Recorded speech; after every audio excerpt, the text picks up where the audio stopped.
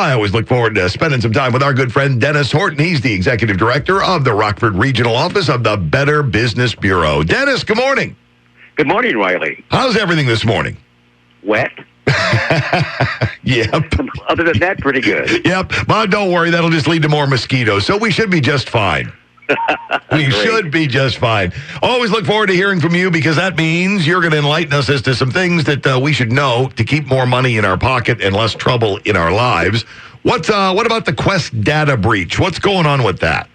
Well, sometimes, Riley, I feel like the bearer of bad news. Uh-oh. But the Quest data breached 12 million people, and it could be any or all of us who are affected by it. You know, we first started hearing about major data breaches several years ago, beginning with like the Target breach, and then there was the Snooks breach, and then there was another breach. Well, now it is Quest Medical Diagnostics, where our information is at risk now. From the information I have gotten is that our full credit card numbers, our full debit card numbers, our names, our health provider account, your insurance information, your home address, your phone number, and your full Social Security number has been exposed. So that leaves us now for us to worry about what to do next. The one thing we don't know at this point is to what degree all of our medical information has been compromised. But now we have to be concerned about how is all that information going to be used, who has it, and what they're going to do with it. We need to now take some steps to begin to safeguard our financial accounts so that we don't become real serious victims losing everything. Yeah, because you often hear about the breach and then you don't really hear much about it if you're lucky, because that means it didn't really come down to affecting you. That's right. And as yet, they're still working to begin to notify the potential individuals who have been affected. But again, it's 12 million people, and many of us have had to have diagnostic tests done. Even your yearly blood test at your doctor's office goes through Quest Diagnostics for many of us. So all that information that I just mentioned is out there. What we need to do is to start to monitor all of our accounts. One suggestion is to immediately set fraud alerts or credit freezes on your accounts. You can do that at any of the 3 credit bureau facilities. And we're not a credit bureau, by the way. We're not the credit bureau. So you can't help in that particular aspect. But if you give us a call, we can provide you with the numbers and the email addresses to be able to go online to set those credit freezes. And keep in mind, now all of those things are free. It used to be a charge for setting those freezes and a limit on how long it could be set. All of those things have been changed. So if you want to and need to, and I suggest that at least check your credit report. If you haven't been doing it, begin to do that so that you can monitor what may be happening in light of this breach. This seems like, based upon the tone of your explanation on it, this is a big deal. Yes, often they get partial information on your credit card or your debit card. But this time, they have it all. They have all the information that they need to put everybody at risk, those 12 million people, at risk for identity theft. And it's easy because they do have all the information that they need. All right, so make sure you monitor. At least keep an eye on things so that you don't get hit with a gigantic surprise when a bill comes, or you start getting correspondence letting you know that, there's all sorts of money being spent in your name. Exactly. Or, frankly, that you find out that your bank account has been emptied. It is that serious that they can open new accounts for you or go into your account and take what you have. Yeah, which it makes for a very, very bad day. So yeah, please pay attention to the fallout from the Quest data breach. Now we move on to free trial hassles. Well, this one's good news for us, for all consumers, for that matter, and those people who have Mastercards, and they're using those. Very often, nobody really wants to get out there on a limb sometimes, right, and make a purchase and not sure that they're going to like what they're buying. So, as a come on, many consumers or merchants will give you a free trial. But then they don't, if you're like me, and I have done a free trial, and then I forget that I've done a free trial, and then you start getting a recurring bill for it, and that wakes you up. But MasterCard realizes that we aren't all that good about tracking these things. So they have began a new rule with their merchants that will require that prior to the ending of this free trial, that you are notified by text or email that the free trial is ending. And often what happens is that even if you know that the free trial is ending and you're trying to cancel, it is a very difficult thing to do.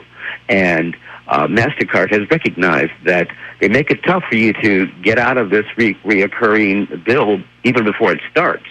So they now require that the merchants that they deal with not only email and text you, they also have to include information on exactly how to cancel the product so that you no longer receive it.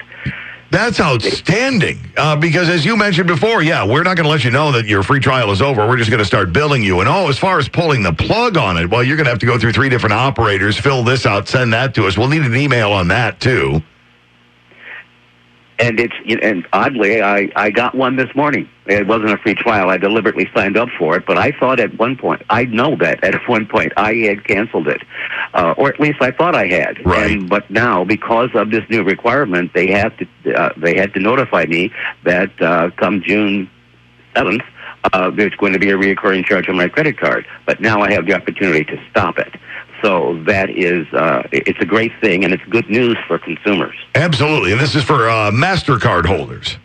MasterCard holders, yes. And I'm sure that, and I didn't honestly have time to check, but whether or not Visa and Discover and American Express, they all kind of follow suit. So if they haven't already implemented these same sorts of safeguards, they may do so soon. And especially if consumers really, really dig it, then you can almost be certain they'll add it.